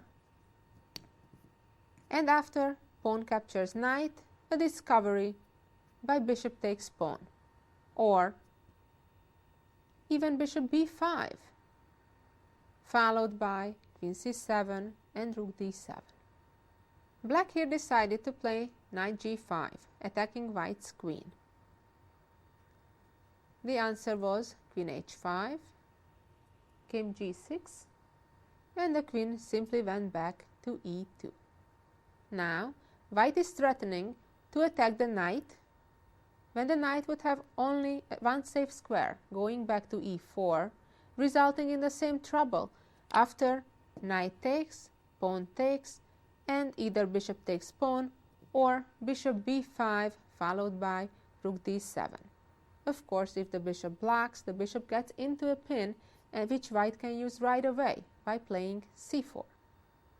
But it was black's turn here, and that's why the queen went out of the d file, so there are no more discovered attacks with the bishop. Now white is ready to play c4. Remember, I mentioned this plan earlier. Now white would be more than happy to trade these, so later this knight could get to d6. Black answered by playing f5,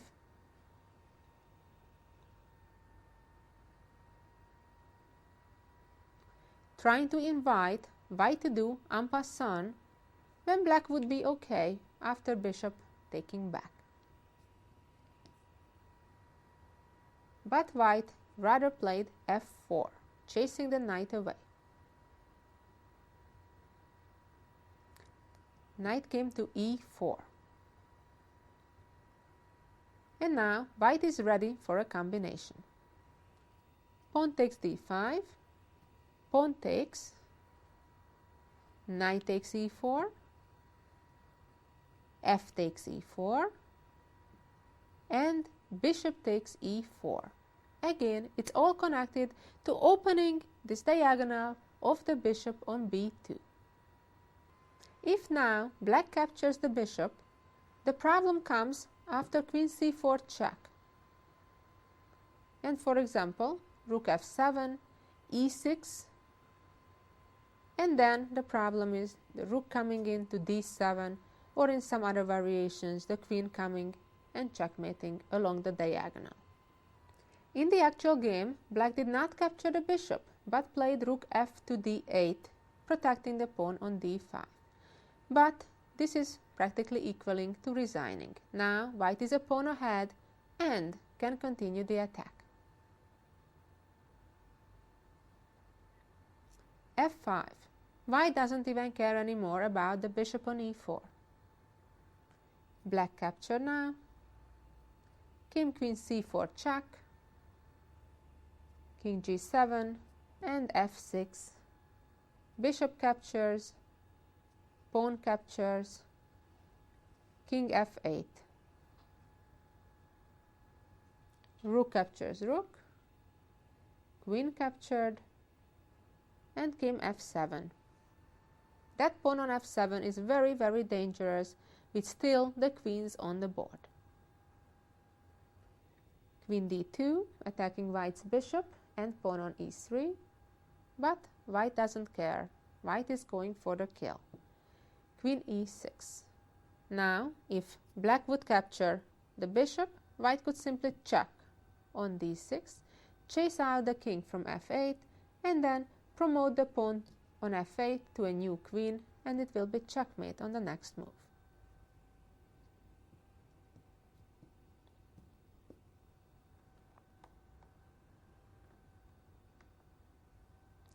Black here took the pawn instead of the bishop with a check, and after king h1, black played queen d3, attacking white's rook and also hanging on to the d6 square.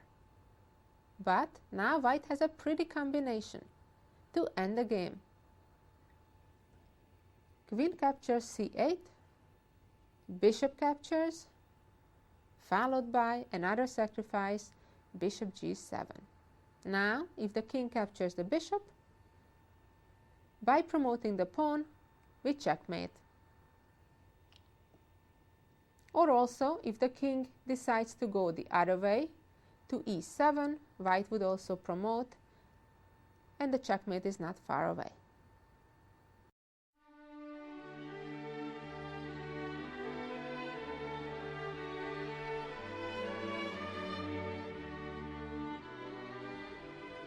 This is our last example in the section of typical games and ideas. This game is played by former world champion Capablanca versus Bernstein. In this position, after bishop b2, black played bishop d6. And white here answered right away with knight e5. Usually, we would develop our knight to d2 or castle first, but in this game, white played knight e5. Black answered with queen c7, and now f4 is kind of forced if we want to maintain presence in the center.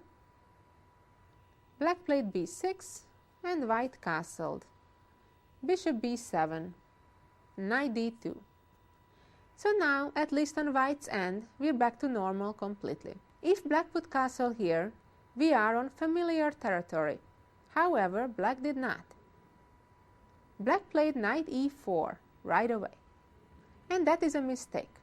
Generally speaking, whenever you get away from the basic opening principles, such as controlling the center, developing your pieces, and castling in a timely manner, very often you get in trouble, just like in this example. The Cuban world champion here captured knight takes knight, pawn takes knight, followed up by bishop b5, pinning black's knight on d7. This practically forces black to give up his bishop for the knight on e5, and white recaptured with the f pawn. Now white's rook is also in the game, and white can start attacking with moves like queen h5 or queen g4 in the near future. Black castled, and now this allowed white to gain advantage by capturing the knight on d7, queen captures, and now d takes c5. Now black's queen is under attack, so black is forced to capture on d1, rook back to ad1, and white is clearly better. Black just gave up on that pawn on c5 because if they would capture back on c5, white's plan would be to play bishop a3 and attack that pawn, and after the rook protects it, rook d7 would win a pawn anyway. In the actual game, black played here rook f to d8 and stayed behind the pawn, but after pawn takes b6, pawn takes, and a4, white won the game in a little while. We just saw a whole bunch of typical games and ideas in this opening. Now we'll move on and learn a little bit about more exact moves and variations to know about the Colle.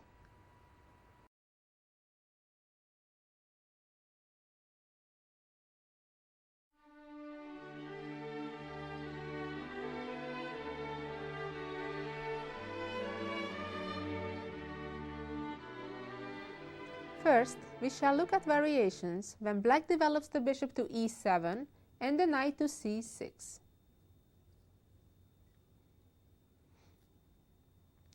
Knight c6, bishop b2, bishop e7. Castle.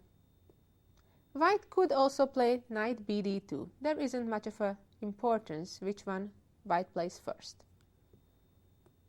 Castle. And now, normally, black also castles. Black has tried some other moves also, for example, capturing on d4, when normally white recaptures with the pawn. And here, black played knight e4. I think that's a little bit premature, although playable for black. Here, I recommend to play c4 right away, because the black pawn cannot capture the pawn on c4, needing to protect the knight on e4.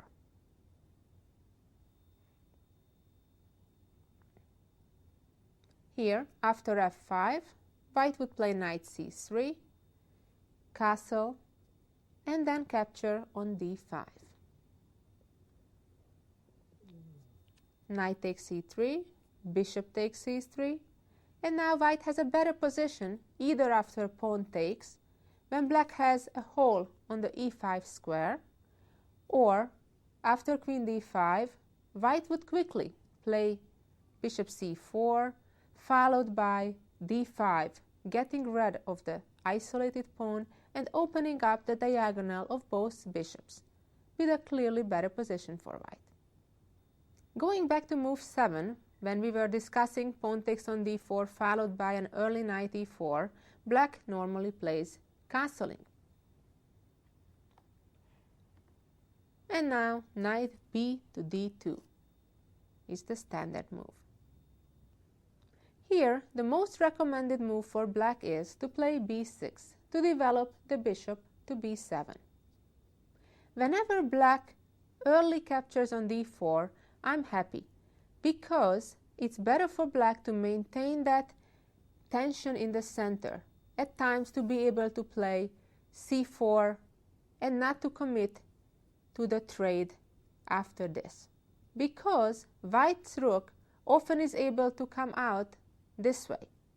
So black plays b6, and white, of course, jumps in with the knight to e5. As we saw earlier in the game Summerscale Gimenez, white got a nice position when black in this position captured the knight on e5. We also saw what happens if in this position black plays knight to b4 in the game Yusupov-Spiridonov. Now let's see the main move, bishop to b7.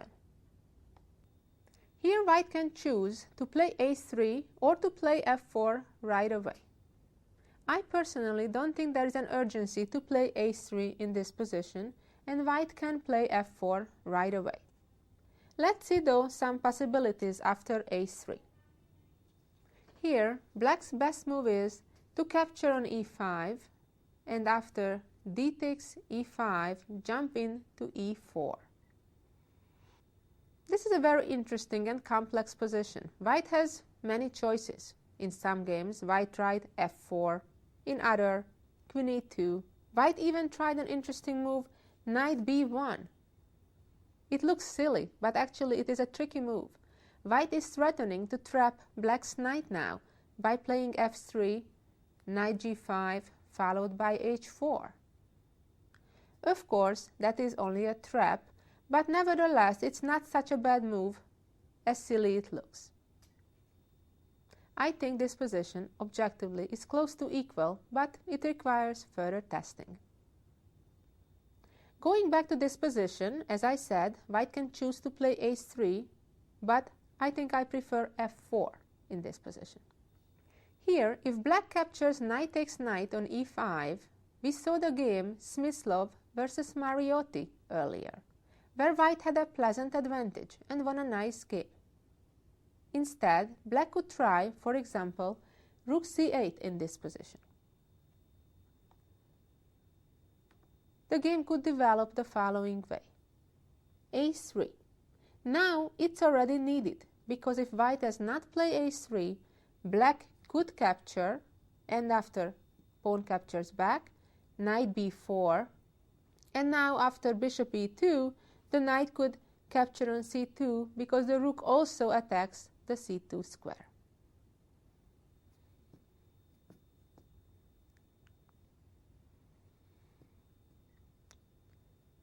After a3 in this position, black played rook c7, queen e2, g6.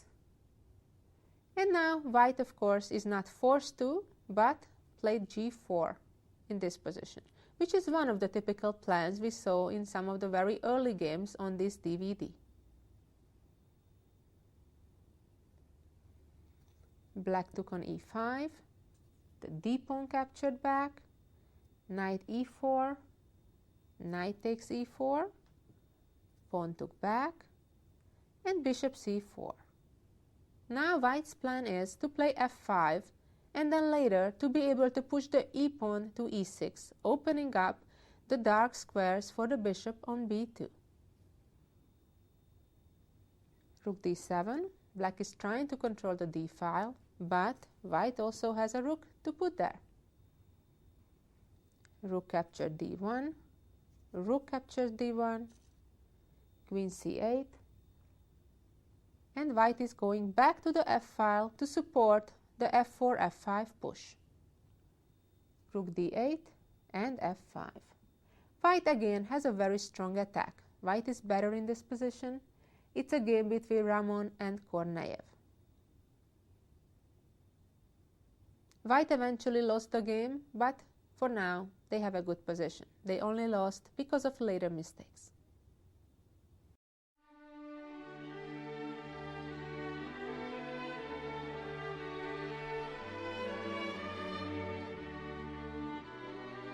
Let's look at the setup now when black puts the knight on c6 and the bishop on d6. Black plays here 5 knight to c6. Here white has two choices. Usually white plays bishop b2, but castling is also possible. Some people like to avoid bishop b2, pawn takes, and now bishop b4 check. Now black's idea is, after knight bd2, to play knight e4. Or if white plays c3, blocking the check, and now after bishop e7, white's bishop on b2 is even less likely to come to life without playing c4, which is of course not bad, but it's a different concept than what white was looking for, playing the Zukertort variation of the Colle. For now, let's stay with the move order of castling first. Here we saw two of the games early on, the very first two games, the one by Maróczy and the other one by Alekhine, after black trading on d4. As I said earlier, I think that's not a good idea to do so early for black. So let's look at bishop to d6. Now black is planning to play e6 to e5. That's why, of course, we're playing bishop to b2. In this position, black can try to play queen c7 with the idea of playing e5 and also trying to take, and play knight b4 by putting pressure on the c2 pawn also with the queen.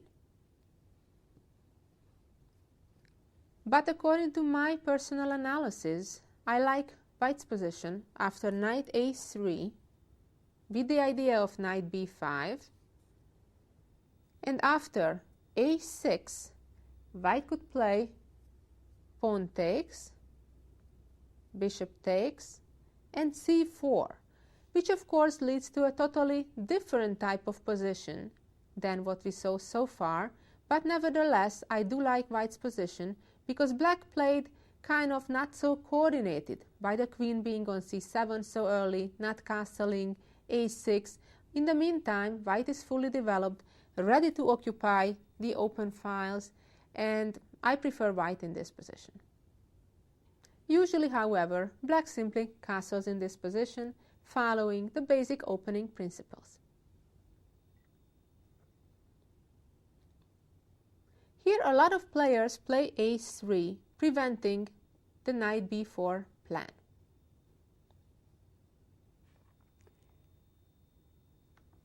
The other move is knight b to d2. Let's first discuss quickly about a3. I personally don't like it so much because black can play queen to c7 in this position, no longer allowing the white knight to jump in to e5 because black has 3 pieces controlling that square. And white cannot stop black from playing e5. I had a game against Grandmaster Yudasin back in 1991 where I played in this position c4, switching to a different type of position, and he played c takes d4, e takes d4, and then e5, with reaching an approximately equal position, even though I won later the game with a nice combination that's only thanks to his later errors. White has a possibility after queen c7 to take on c5, and when the bishop takes back, take bishop takes f6, ruining black's pawn structure in front of the king. But in this very case, that does not give any advantage to white, because now black will have a pair of bishops, and black can quickly actually create counterattack along that g file, and also the bishop can come back to d6, and also black can play f5, stopping any further opening of the position with e4, and later the bishop can get to this diagonal, giving black a very reasonable game. That's why this is not something for white to go for. According to today's standing of the theory, I consider knight b to d2 the better move than a3. For a long time in this position, they considered for black the best move queen e7, with the idea to prepare e5, and if white plays knight e5, stopping black's pawn advance, then to trade pawns, and then play bishop to a3. Let's talk a little bit about this position. Here white has two choices, either to capture the bishop on a3 right away, or to play queen c1. Both are quite playable. After queen c1, black would trade, and the queen would capture back. White would have quite similar plans by playing f4 and trying to bring the rook out here to attack.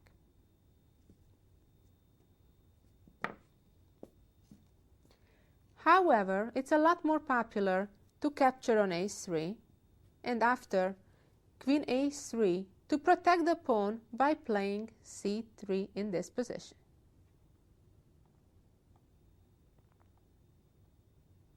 Before we look further the position with c3, let me show you a very famous game that black won. White played knight d to f3, and this is a game between Bogolyubov and the Cuban world champion Capablanca. Bishop d7, knight captures c6, bishop captures, queen d2, rook a to c8, and c3.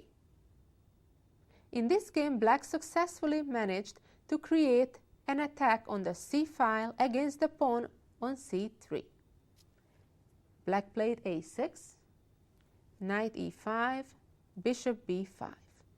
Black doesn't even mind trading the bishops by creating double pawns on the b file. In this position, white should have played c4. They made a mistake and played f3, trying to prevent the black knight from coming to e4. Black captured on d3, knight captured back, and black started doubling the rooks by playing rook c7. Rook ac1 came to protect the pawn, and black doubled up the rooks with rook f to c8. After rook c2, black brought the knight via e8 to d6, threatening to go to b5, and later black won that pawn on c3. That's weak. This is certainly not an example to follow as white. However, this is a very famous game, and based on this game for a long time, this variation used to be considered the best for black, at least equalizing the game. However, recent theories changed, and white is considered slightly better in the position after queen takes a3. We are back at the position after queen takes a3, when white's best move is to protect the pawn with the pawn instead, with c3. We have seen so far one game in this position where black played bishop to d7. That was the game between Evans and Gomez. In some games, black has tried trading knights right away. When white would recapture, attacking the knight would have to go back to d7, and here white's best move would be to play rook e1. I think white is also a little bit better in this position. Black's bishop on c8 is always a problem because it's buried behind a wall of pawns on the same color squares, and it's hard to activate it. They played knight c5, attacking the bishop. The white bishop returned to c2, of course staying on that diagonal. Bishop d7, and white played rook e3. Nothing changed, the same plan. We want to get the rook out there and checkmate the king. Real simple. Attacking players, I hope you like this. And here, black played bishop to c6, which loses a piece right away. Now, white can play b4, and as it turns out, black's pieces are standing really unfortunate. If the knight moves to d7, white can play b5, trapping the bishop, as after bishop takes pawn, c4 discovery wins the bishop. After knight a6, the problem is that white, with the same b5 move, forks black's bishop and knight, and after bishop takes pawn, again c4 wins black's bishop.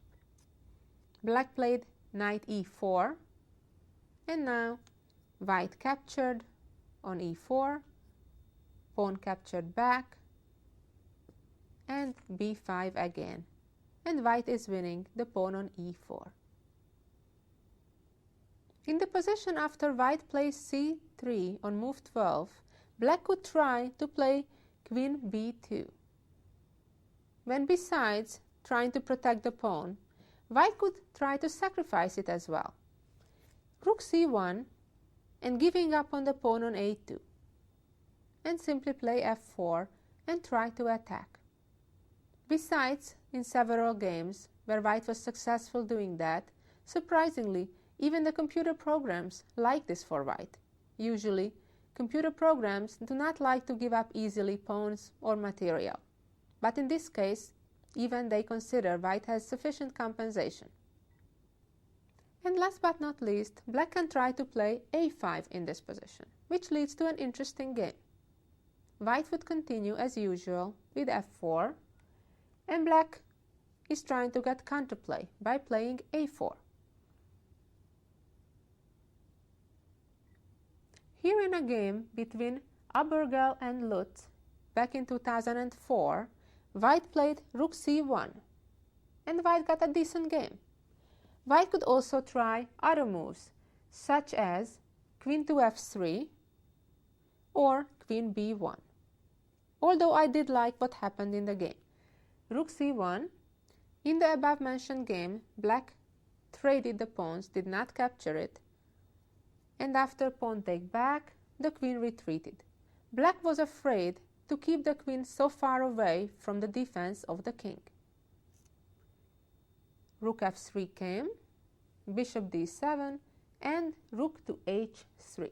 The usual threat, I bet you know by now, bishop takes pawn on h7, followed by queen h5.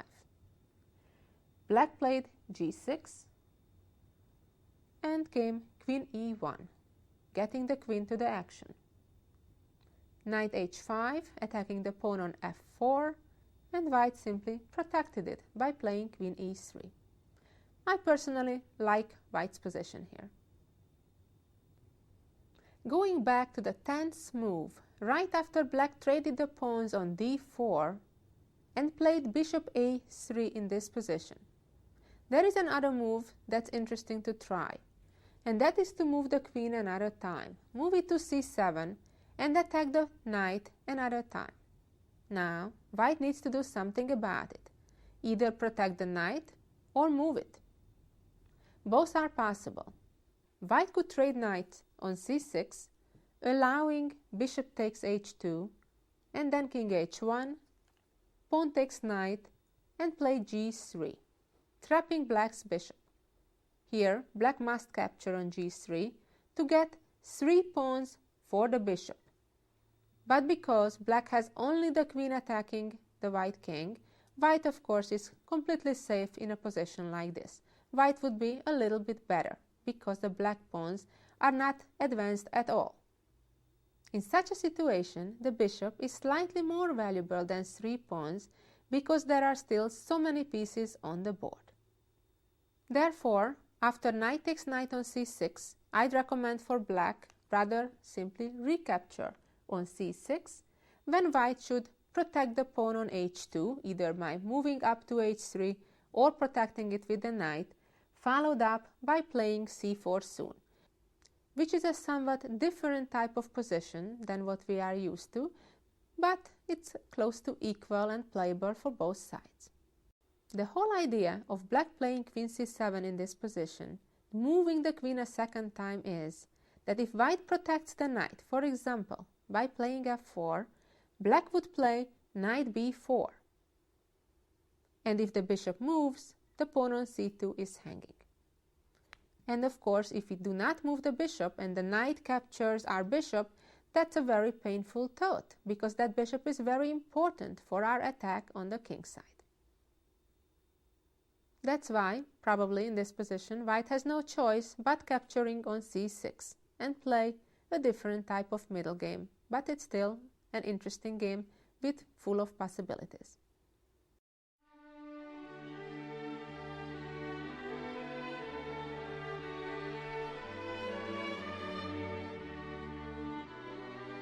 And finally, a few words about the knight bd7 variations. We have seen quite a few games in the introduction on this subject. After bishop b2, again, black has two choices: develop the bishop to d6 or to e7.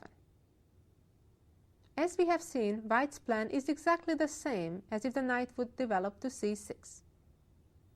For example, after bishop d6, white would play castle, although we saw also the immediate knight e5 as Capablanca played against Bernstein.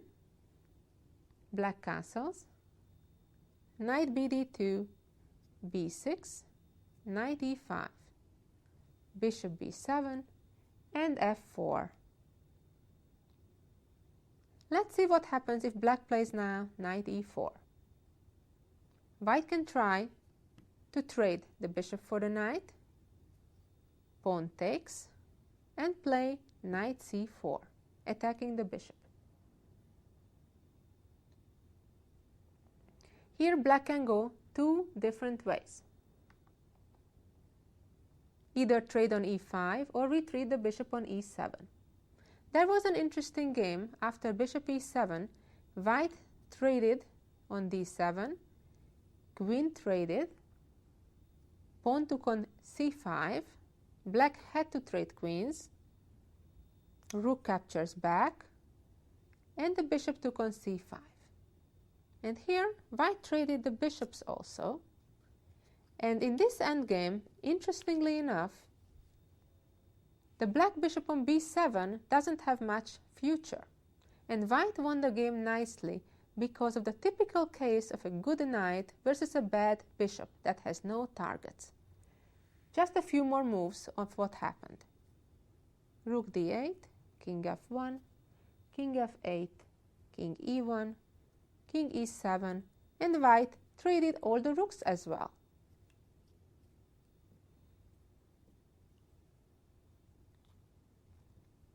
Of course, this is not a won position for white, but it's a very pleasant endgame where only white can win.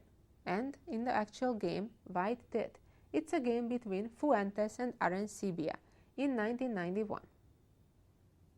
Going back to move 12, where black in the game played bishop to e7, if instead black plays knight takes e5, white would take back with the f-pawn, and after bishop e7, white would play queen g4.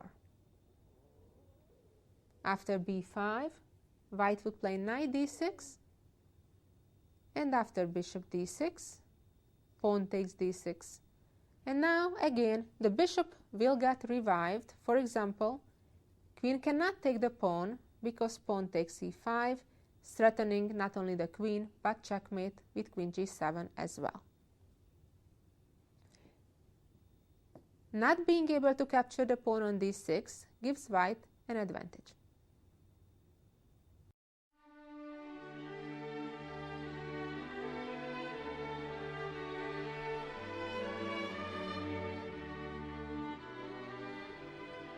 Well, we came to the end of this DVD. I hope you enjoyed it as much as I did, looking over these games and gaining ideas of how to develop an attack in the Colle Zukertort variation. Well, if you like it, do more research